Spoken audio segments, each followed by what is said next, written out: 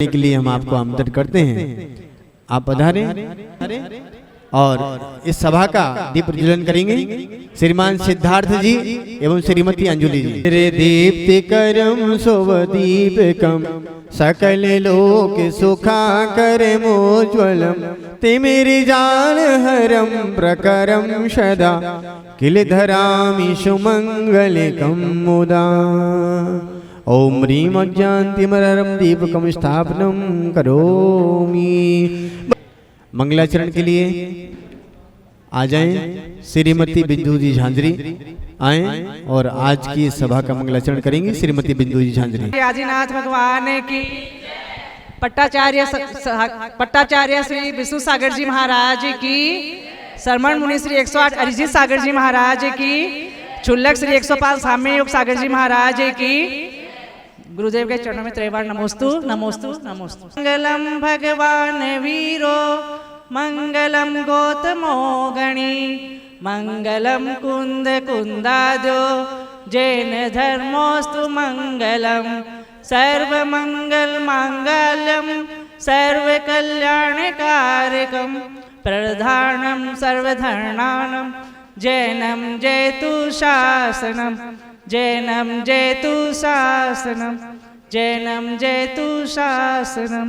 Sir पर रख दो गुरुवर, मेरे सर पर रख दो गुरुवर, अपने ये दोनों हाथ देना होगा आपको संयम का उपहार, देना होगा आपको संयम का उपहार।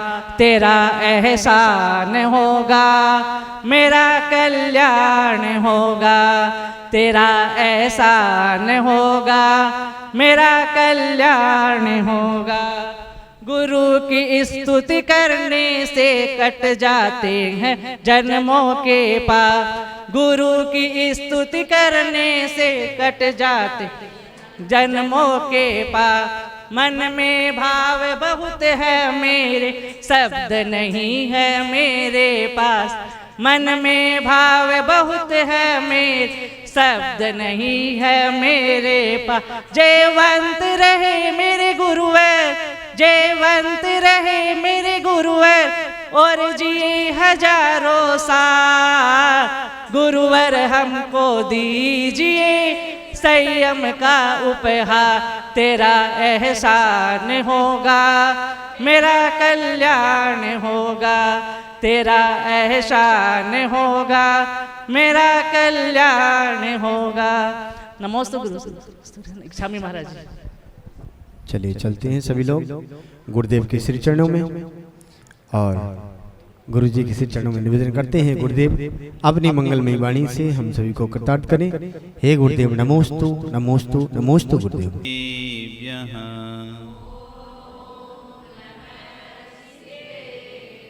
ओम नमः सिद्धेभ्यः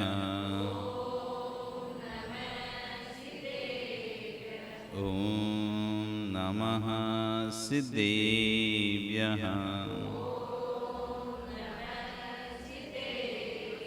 तेरी अनेक गिणाई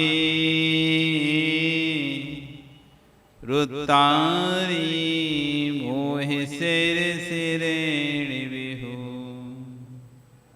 आयरी राव बसियो परवादीण्यो भव्य जी लोए। नमो अरिहंताणम नमो सिद्धाणम नमो आयरीयाणम नमो वज्रायाणम नमो लोए। बोले अनंत अनंत से परमेष्टि भगवान की, आदिरम आदिनाथ भगवान की, वर्तमान शासनी महावीर भगवान की, आचार्य श्री कुलवद्ध स्वामी महाराज जी की, आचार्य विष्णु सागर जी महाराज जी की, कुलवद्ध स्वामी महाराज ग्रंथराज सार समुच्चय जी में आत्म उन्नति के सोपान की चर्चा कर रहे हैं। यदि आत्मा की उन्नति का कोई सोपान है उसका नाम है सदुपदेश।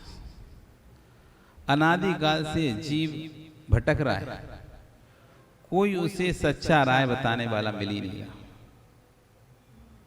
जब मिलता है तो ये नहीं समझ पाता, जब जीव को कोई मिलता है तो जीव अपनी योग्यता जागृत नहीं कर पाता, और जब उसकी इच्छा होती है तो तब कोई मिलता नहीं। कई लोग कहते हैं महाराज जी पहले कोई मिल जाता तो हम घर में शादी ना करते, पहले कोई मिल जाता उपदेश देने वाला तो हम संसार में नहीं फंसते, मोक्ष मार्ग में बढ़ जाते। पहले उपदेश देने वाला मिला नहीं, और जब आज उपदेश देने वाला मिला है तो ऐसे फंस गए कि हम निकल नहीं सकते। कई बार स्थिति ऐसी हो जाती है, चना रहते तो दांत नहीं रहते, दांत रहते चना नहीं रहते। कहावत है कि पहले दांत थे तो चना खाने नहीं थे, अब चना खाने का समय आया जब तक दांत गिर गए। तो आचार्य कह रहे हैं कि जब मनुष्य पर्याय थी तब सदुपदेश देने वाले निमित्त थे, तो हमारे पास समय नहीं था। और जब तिरंज पर्याय बन गई, अब समय ही समय है, तो सब दोष देने वाले नहीं मिल रहे। क्योंकि कहीं भी आज एक तिरंज भी यदि मान लो यहाँ सोचे मैं सब दोष सुन लूं और यहाँ अंदर आ जाए, तो आप उसे सुनने देंगे क्या?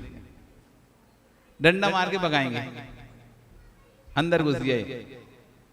तो जब भाव होंगे तो लोग सुनने नहीं देंगे, और जब लोग सुनने के लिए बुलाते हैं तब भाव नहीं होते हैं लोगों के। आचार्य ये कह रहे हैं कि बीतराग भाव की प्राप्ति के उपाय को समझाते हुए भव्यों के कल्याणार्थ सद उपदेश को दे रहे हैं। ये सद्देशना ज्ञानियों आत्म उन्नति का सोपान है। सोपान मतलब होता है सीढ़ी।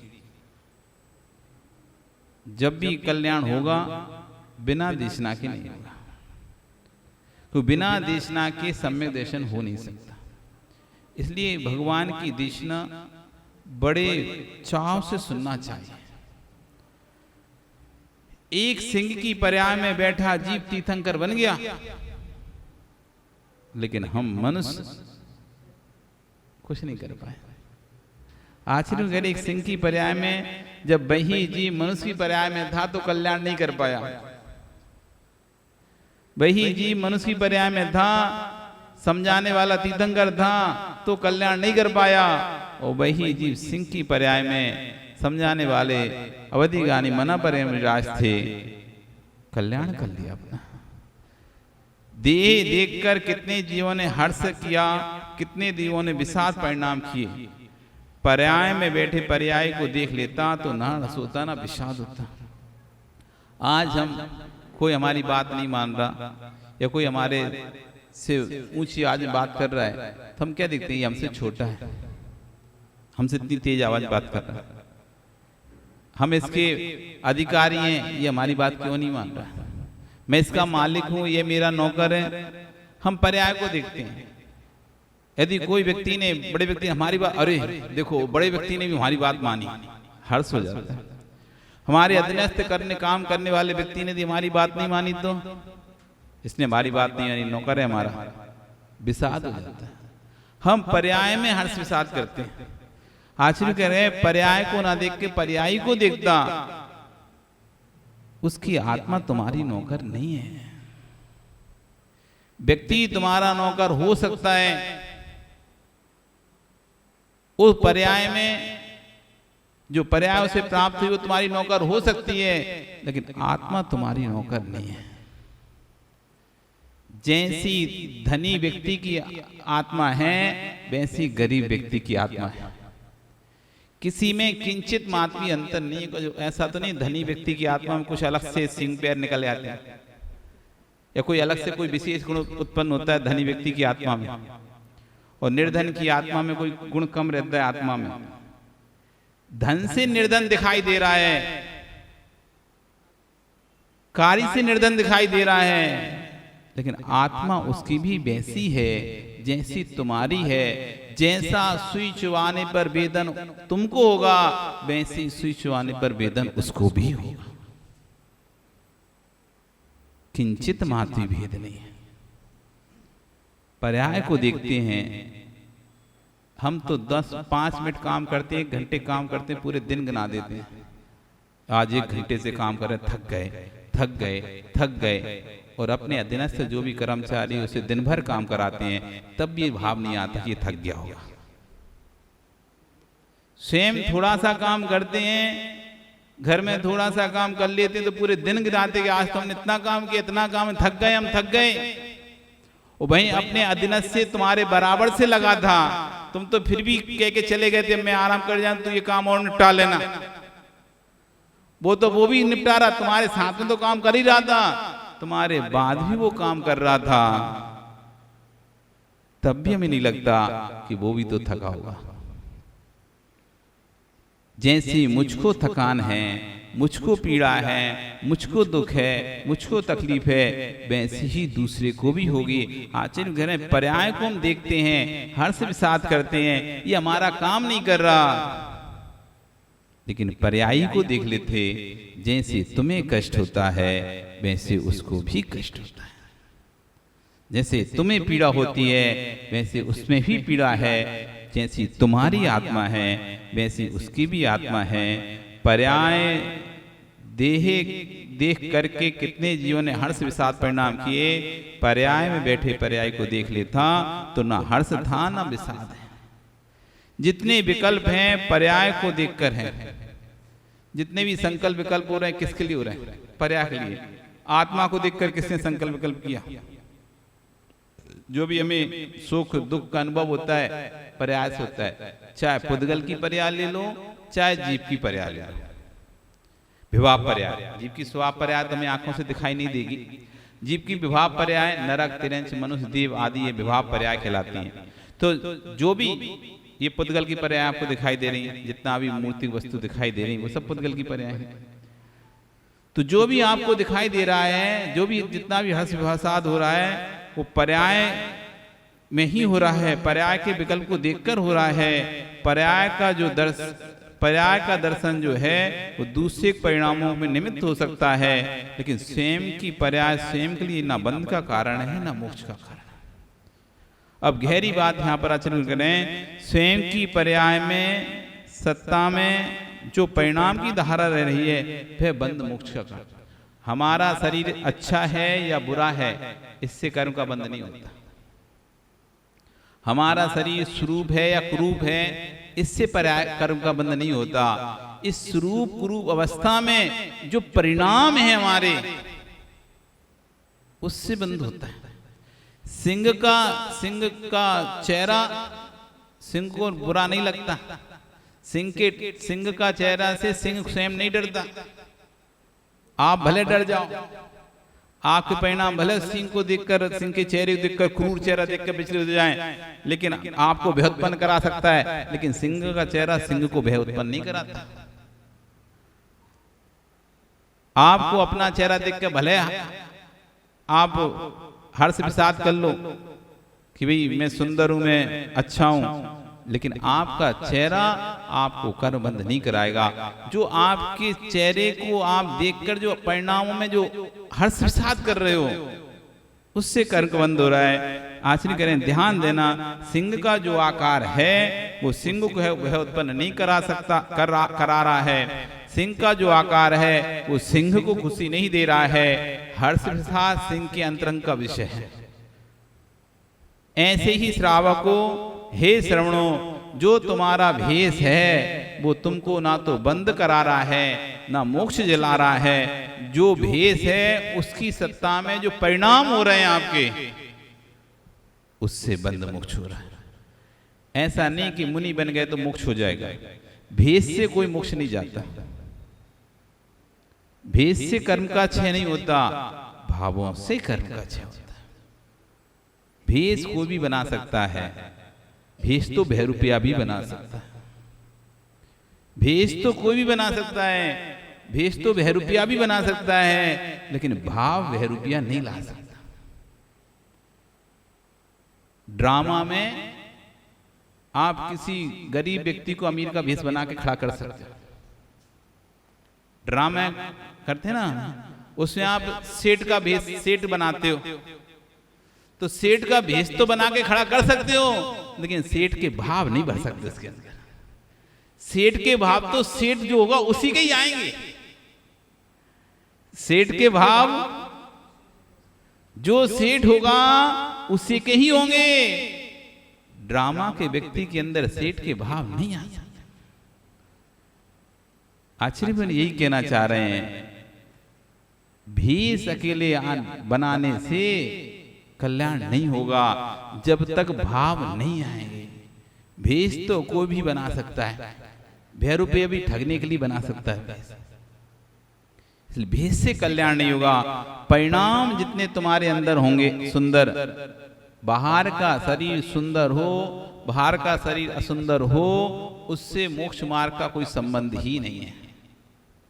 कोई व्यक्ति कुरूप दिखता हो और कोई व्यक्ति स्वरूप दिखता हो, अच्छा दिखता हो, तो ये पुण्य आत्मा है और ये पापी है, नहीं। उसके जो परिणाम चल रहे हैं वो डिसाइड करेंगे पुण्यात्मा है कि पापी है। हो सकता है गोरे चेहरे पर काले भाव हो और काले चेहरे में गोरे भाव, गोरे चेहरे में काले भाव हो, काले चेहरे में गोरे भाव हो सकता है गोरे चेहरे में गोरे भाव हो और काले चेहरे में काले भाव हो। तो परिणाम ये निश्चित करते हैं कौन मोक्ष जाएगा, कौन नरक जाएगा। जो भेष की सत्ता में परिणामों की धारा बह रही है वो बंध और मोक्ष का कारण है। जहां देखो आप सुंदर सुंदर पुतलियां बन रही हैं, सुंदर सुंदर मूर्तियां बन रही हैं। आज के शिल्पकारों के शिल्प देखो आप, क्या सुंदर होगे, उससे ज्यादा उन मूर्तियों के चेहरे सुंदर होते हैं। जो आजकल मूर्तियां बनती है ना, वैसा सुंदर व्यक्ति दिखता है कि जैसे मूर्तियां दिखाई देती हैं।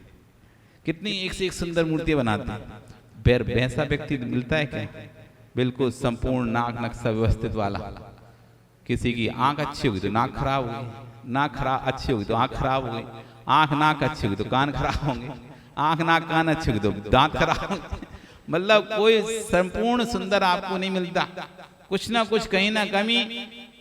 पूरा चेहरा सुंदर होगा तो हाथ खराब होंगे, किसी के हाथ सुंदर हो किसी के पैर खराब होंगे।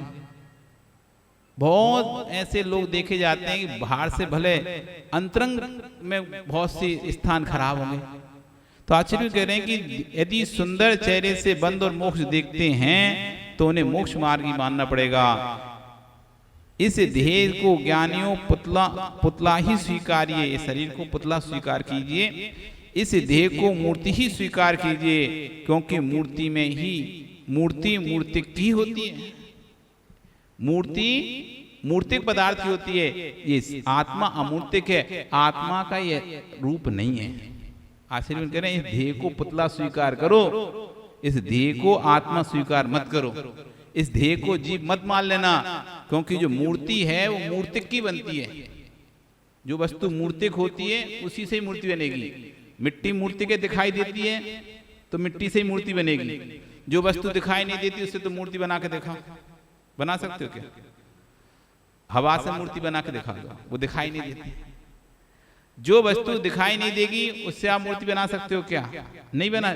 जो मूर्तिक है, जो दिखाई देता है, उसी की मूर्ति बनती है। ये शरीर मूर्तिक है, ये शरीर की ही मूर्ति है, आत्मा की मूर्ति नहीं है। ये शरीर आत्मा नहीं है, क्योंकि आत्मा कैसा है? अमूर्तिक है। इसलिए शरीर को आत्मा मत समझ लेना। मूर्ति मूर्तिक की ही होती है। जो मूर्तिक है वो मूर्ति है, जो अमूर्तिक मूर्ति होता है उसकी मूर्ति नहीं होती। अमूर्तिक की कोई मूर्ति नहीं होती है। मूर्तिक के राग में तुझे संसार ने मूर्ति रूप दिया है। मूर्तिक का राग समाप्त हो जाता तो जैसे वर्धमान स्वामी सिद्धशिला पर विराजमान है, वैसे आज हम भी सिद्धशिला पर विराजमान। जितने राग देश कर रहे हैं किसके लिए कर रहे हैं? अपने शरीर के लिए अथवा दूसरों के शरीर के लिए? जो भी हम छल कपट मायाचारी कर रहे हैं, अच्छा आप सोचो, आप बैठ के शांति सोचो,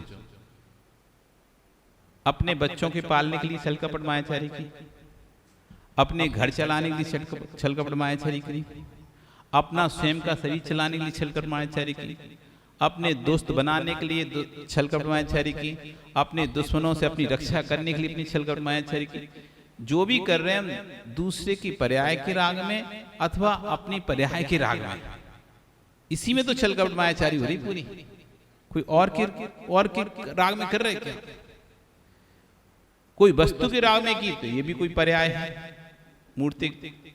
कि इसको चाहिए, इसके लिए हम छलकपट मायाचारी कर रहे हैं, कोई सामग्री चाहिए उसके लिए हम छलकपट मायाचारी कर रहे हैं। तो आचार्य कह रहे हैं मूर्तिक के राग में तुझे संसार ने मूर्ति रूप दे दिया। मूर्तिक के राग में छल कपट किया, कर्म का बंध हुआ, कर्म का बंध हुआ तो पर्याय को प्राप्त हुआ। यदि तुम छल कपट नहीं करते, कर्म का बंध नहीं करते, तो आज हम भी मोक्ष जाकर वर्धमान स्वामी के जैसे सिद्धालय में विराजमान होते, इस संसार में नहीं रहना पड़ता। मूर्तिक के राग ने तुझे संसार में मूर्ति रूप बना दिया। मूर्तिक का राग समाप्त हो जाता तो जैसे आज वर्धमान स्वामी सिद्ध सला पर विराजमान हैं, वैसे आज मेरी भी अवस्था वही होती। क्या कारण है? हमारे बीच में से ही तो वर्धमान स्वामी मोक्ष गए और हम यहीं रह गए। जब भगवान वर्धमान स्वामी थे, संतोष जी जब आप थे कि नहीं थे? महावीर स्वामी थे तब नवीन तुम थे कि नहीं? हैं? नहीं थे? निरंजन, क्या नाम, निरंजन नाम है, आप थे क्या? आप भी नहीं थे। राजेश आप थे? दोनों राजेश नहीं थे? अरे सुरेश जी आप तो रहे होंगे। जब महावीर स्वामी थे तब आप थे क्या? आप भी नहीं थे। सिद्धार्थ तुम? कोई भी नहीं था क्या? हम तो थे, पर हम तो थे मां। हम तो महावीर की बात करते हो, हम तो आदिनाथ स्वामी थे तब भी थे।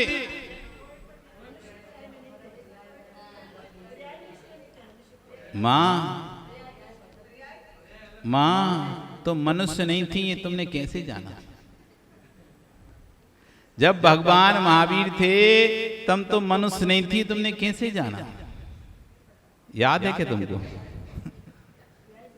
जब भगवान महावीर स्वामी जी कह रही मां हम उस समय मनुष्य नहीं थे, तो तुमने कैसे जाना कि उस समय तो मनुष्य नहीं थी? कौन से ज्ञान से जान लिया तुमने? अवधि ज्ञान से कि मना परे ज्ञान से कि केवल ज्ञान से? किस ज्ञान से जाना तुमने कि भगवान महावीर स्वामी थे तब तुम नहीं थी, जो तुम मना कर रही? पर हमने जाना है कि हम थे। भगवान महावीर स्वामी थे तब भी मैं था, भगवान आदिनाथ स्वामी थे तब भी मैं था, अनादि 24 निकल गई तब भी मैं था। आप थे कि नहीं? नहीं थे? थे ना? हैं? मतलब द्रव्य से नहीं थे। बिना द्रव्य के मन किसमें होगा? आत्मा होगी नहीं तो मन कहां से होगा? मैं आदिनाथ के समय में भी था, मैं महावीर के समय भी था, क्योंकि मैं अनादि से हूं।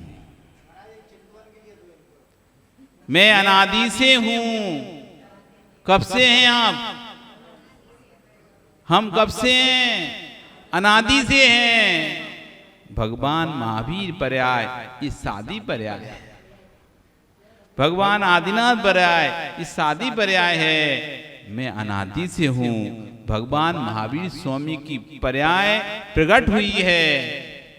भगवान महावीर नाम एक पर्याय में प्रकट हुआ है। पर मैं अर्जित सागर नहीं, मैं आत्मा अनादि से हूं। किसी ना किसी पर्याय में जब भगवान महावीर स्वामी थे तब मैं किसी ना किसी पर्याय में मनुष्य, त्रियंच, देव, नारकी, इन 4 पर्याय में से किसी ना किसी पर्याय में जरूर था। आप थे कि नहीं? कैसे? मनोयोग से के कैसे थे? मनोभाव से थे कि पूरे थे? थे, हम थे। हो सकता तो महावीर भगवान के शोषण में थे, सो तुमने भगवान की देशना को तो सुना था, लेकिन अभिमान में, गर्व में तुम भी भाग गए थे। मैं था क्योंकि मैं अनादिकाल से हूं। मैं था क्योंकि मैं अनादिकाल से हूं। आचार्य बन कह रहे हैं हमारे बीच में ही से तो वर्धमान निकले हैं, वो भगवान बन गए पर हम यहीं पर रह गए। वो तो भगवान बन गए, हम यहीं रह गए। हम वंदना कर रहे हैं और वे बंद को हटा रहे हैं। वो भगवान बन गया, हम अब उनकी वंदना नहीं कर रहे हैं और उन्होंने अपने बंद को हटा लिया। वंदना उनकी है जो बंधातीत हैं, नहीं वंदना उन जीवों की जो बंद को प्राप्त हो रहे हैं। एक क्षण को भगवान महावीर स्वामी की सिंह की प्रयाग को निहाल लीजिए। जो उपदेश सुना था उस समय सिंह ने, उस समय कोई सामयिक नहीं कर रहा था। जब सिंह उपदेश सुना था सिंह ने, उस समय कोई प्रतिक्रिया नहीं कर रहा था। वो जब उपदेश सुना था सिंह ने, उस समय कोई वो मनुष्य पर्याय को ध्यान नहीं करा था। क्या कर रहा था? जब उपदेश सुना था सिंह ने तो कोई अच्छा काम नहीं कर रहा था। आजकल के लोगों की आजकल मानसिकता बन गई है कि भैया उपदेश उनको देना चाहिए जो पालन करें, जो पालते उनको उपदेश देने के। आश्रम में कह रहे हैं ये मेरे मित्र जो पालन कर रहे हैं उनको आप उपदेश दे रहे हो, अच्छा है, पर जो पाप कर रहे हैं उनको भी उपदेश देना चाहिए। वो सिंह उस समय कोई पुण्य नहीं कर रहा था। क्या कर रहा था? हिरण को मार रहा था। पुण्य कर रहा था, पाप कर रहा था। तो पापियों को भी उपदेश देना चाहिए। सिर्फ ये मत समझना, नहीं तो बहुत महाराज जी क्या ही मतलब है आपके उपदेश से। उपदेश देना तो उनको दो जो पालें। इन लोगों को क्यों देते जो पालते नहीं है? आज नहीं, जो नहीं पाल रहे हैं उनको भी उपदेश देना चाहिए। जो पालते हैं उनको तो वो उपदेश सुनेंगे तो चाँद को धारण करेंगे, और जो नहीं पालते वो उपदेश सुनेंगे तो सम्यक दर्शन को धारण करेंगे। जो उपदेश दे रहे हैं अच्छा है, जो मित्र जो पालन कर रहे हैं उनको आप उपदेश दे रहे हैं, अच्छा है। जो पाप कर रहा है उसे उपदेश देना चाहिए। जो पालन कर रहे हैं उसको उपदेश इसलिए देना चाहिए कि उनकी चाहत की वृद्धि हो, और जो पालन नहीं कर रहे, पाप कर रहे हैं, उनको इसलिए उपदेश देना चाहिए वो पाप को छोड़कर धर्म के मार्ग का पालन करें, धर्म के मार्ग पर लगें। इसलिए कभी ये नहीं सोचना चाहिए कि भैया उपदेश तो बे सुने जो धर्म करते हो, जो धर्म नहीं करते उनको भी उपदेश सुनना चाहिए। क्या पता कौन सा उपदेश उनके धर्म मार्ग पर आगे बढ़ाते हैं। ये बहुत सुंदर इसकी कहानी आचार्य भगवंतों की है। आचार्य याद नहीं आ रहा, आचार्य हैं, अभी विस्मरण हो गया है। उनने एक इस सूत्र सुना, एक पद सुना, और वो पाप मार्ग से धर्म मार्ग पर लग गए।